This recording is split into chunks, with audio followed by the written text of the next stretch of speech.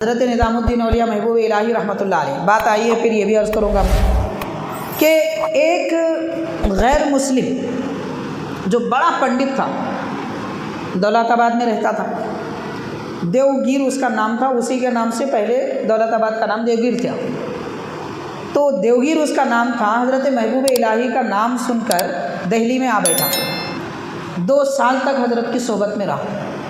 2 سال کے بعد عرض کرنے لگا کہ حضرت آپ سے اکثر میں نے یہ سنا ہے کہ صحبت اثر کرتی ہے، لیکن میں 2 سال سے آپ کی صحبت میں ہوں اور آپ میرے ساتھ بیٹھتے ہیں، نہ آپ کا اثر مجھ پہ ہوا نہ میرا اثر آپ پہ ہوا۔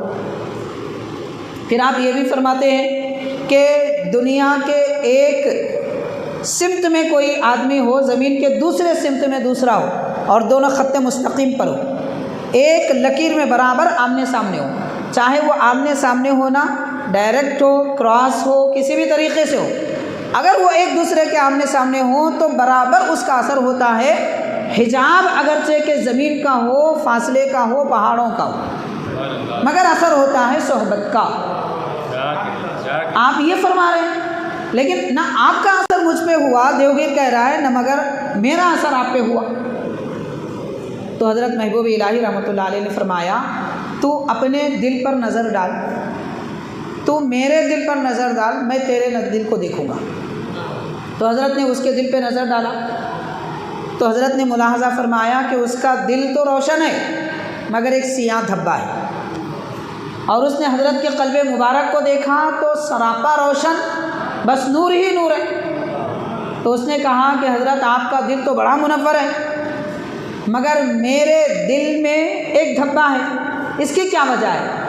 تو ارشاد فرماتے ہیں حضرت محبوب الہی رحمۃ اللہ علیہ کہ اسی کی وجہ سے تیرا اثر مجھ پہ نہیں ہوا اور میرا اثر تجھ پہ نہیں ہوا۔